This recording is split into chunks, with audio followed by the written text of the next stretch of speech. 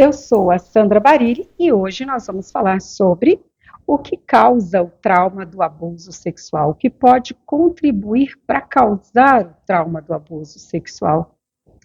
Muitas pessoas entram em contato, principalmente através da internet, ou perguntas, em momentos de palestras, capacitações, e aí falam a respeito de que, olha, parece que eu tenho sintomas de trauma de abuso sexual, mas não aconteceu nada grave, né? Aconteceu só isso. E aí elas contam uma situação. A confusão, eu até já falei com vocês aqui na internet, em outros momentos sobre isso, a confusão em relação a essa questão sobre o que causa o trauma do abuso sexual, achar que isso tem a ver com uma situação de estupro, violência, achar que isso tem a ver com uma sedução, uma relação sexual propriamente dita, né? Não é bem assim. O trauma do abuso sexual, ele é um tanto mais complexo do que isso, né? O que causa o trauma do abuso sexual é um tanto mais complexo do que isso. Precisamos lembrar a diferença entre uma criança e um adulto. Tá? Uma criança, ela é investida de muita fantasia, de muitos sonhos, enxerga a vida de uma forma distante da realidade brutal, de uma forma em que tudo parece ser mais bonito do que é. O lúdico, as cores. Ontem à noite eu estava lembrando que quando eu vejo, sabe esse colar de miçangas, eu acho, aquelas bolinhas bem pequenininhas, né, de plástico, eu não sei bem o nome, bolinhas coloridas. É tão interessante porque quando eu vejo aqueles, ou pulseiras, né, as pessoas fazem, quando eu vejo, me remete a uma afetividade tão gostosa. Parece que aquele material, ele é muito maior do que de fato ele é, no sentido de muito mais significativo. Meu cachorro latindo. Parece que ele é muito mais cheio de sonhos. Então eu tenho a impressão que na infância, em algum momento eu tenha visto, e eu estava nesse momento, vivendo esse momento que parece que as coisas elas possuem uma afetividade muito mais sublime, gostosa, paradisíaca. Então, quando eu olho essas bolinhas, a minha afetividade ela me leva para um lugar assim de um significado com uma sensação muito gostosa. E é tão simples, né? Um colar, né, com aquelas bolinhas coloridas, mas me leva a isso. Eu acho que tem a ver aí com algum momento muito gostoso da minha infância em que eu pude ver, brincar talvez com isso. Já a vida adulta, ela é uma vida carregada de medos mais intensos, responsabilidades, preocupações, malícia, maldade, jogos. A vida adulta, ela é um tanto mais pesada, brutal. E o que faz com que a criança saia de um lugar tão sublime, tão lúdico, com uma afetividade tão pura, e ela é colocada nesse outro lugar de tanta responsabilidade, nesse outro lugar em que tudo é tão mais pesado de se viver. É a vida sexual, por incrível que pareça. É a chegada da descoberta da prática sexual em si, do desejo sexual em si. Mas, como psicanalista, muitos psicanalistas nesse momento podem falar: não, mas a criança, ela também tem libido, ela tem o erotismo infantil. Sim, eu concordo. Quando a criança está colocando um objeto na boca, né? Ela morde, isso é um exercício da libido. E essa é a forma de prazer que a criança tem, entrar em contato com o mundo, com os objetos, com o que está ao redor. Mas isso não faz dessa criança um ser que já conhece o mundo sexual propriamente dito, compreende? Quando a gente fala da libido infantil, a gente está falando do prazer do conhecimento. A gente não está falando de excitação sexual em si, como o adulto percebe. São formas muito diferentes de lidar com. Quando nós vamos falar dessa descoberta, nós estamos falando dessa questão da paixão do adulto, do formato erótico adulto, que é totalmente diferente. A criança que coloca um objeto na boca, ela não tem ideia do que seria toda essa questão sexual, de um orgasmo, dessa descoberta, de penetração, seja do que for, ela não tem ideia disso. É apenas prazeroso, porque é através da boca que ela percebe os objetos que estão ao redor. Como um cientista que observa e sente prazer em aprender. Tá, então é essa transição. E essa transição, ela precisa ser feita e tem que ser feita, porque nós não podemos ter um adulto que não passou por essa transição. Porque o mundo do adulto é esse mundo. O mundo da criança é o outro mundo que acabamos de citar. Essa transição, ela precisa ser lenta, ela precisa ser a conta-gotas, para a criança ir digerindo, elaborando, sabe? Mastigando, ruminando, porque é uma informação muito brutal.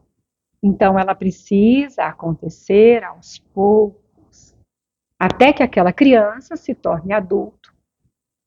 E mesmo na vida adulta, ela ainda possa manter parte dessa alegria infantil, vamos dizer assim, mas já num posicionamento de compreensão mais dura sobre a realidade da vida.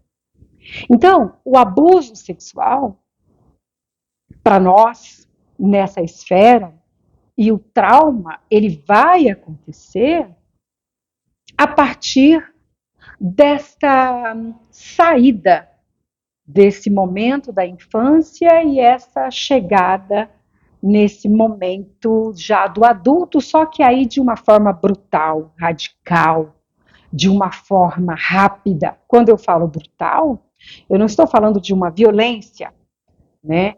Mas eu estou falando de uma rapidez em que a criança enxerga o mundo por um prisma e de repente ele começa a enxergar por outro prisma. Eu estava fazendo uma palestra de uma capacitação para um grupo de profissionais e um deles fez uma pergunta muito pertinente. Ele disse: bom, por esse prisma que você está explicando, então, mesmo quando eu estou conversando com uma criança, na tentativa de protegê-la contra a possibilidade de um abuso sexual, se eu for muito incisivo em fazer isso, não respeitando essa infância, eu posso provocar um trauma de abuso sexual por mostrar para a criança uma realidade que ela não está preparada para entrar em contato, com a boa intenção de preveni-la em relação a isso. E eu achei assim extremamente pertinente essa fala, porque sim, a resposta é sim. Mesmo que eu esteja como mãe o pai bem intencionado de fazer essa prevenção, mas se eu trago para a criança de 4 aninhos a informação de algo que a criança ainda não está preparada para compreender, e que para entender que ela precisa se proteger, ela já tem que compreender parte do mundo dos adultos, no que diz respeito ao que seria uma relação sexual, por exemplo, eu estou quebrando, eu estou atropelando o desenvolvimento dessa criança. Quanto mais cedo essa criança é atropelada, eu gosto de usar essa palavra, quanto mais cedo essa criança ela é atropelada com essa informação que pertence aos adultos, as fases seguintes do desenvolvimento dessa criança estarão comprometidas, tá? Então, se eu trago a informação de uma vida sexual para a criança, seja como for, aos 3 aninhos, eu estou comprometendo os 4 aninhos, os 5, os 6, os 7, 8, 9, 10, que essa criança terá que passar por fases de desenvolvimento, mas ela ainda precisa de toda essa ternura infantil para passar de forma saudável por essas fases de desenvolvimento.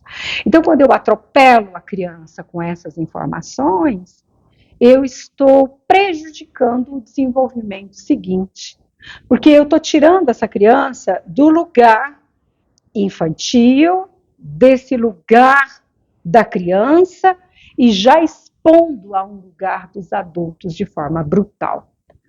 Brutal porque é uma saída rápida. De repente eu tenho um mundo cor-de-rosa, maravilhoso.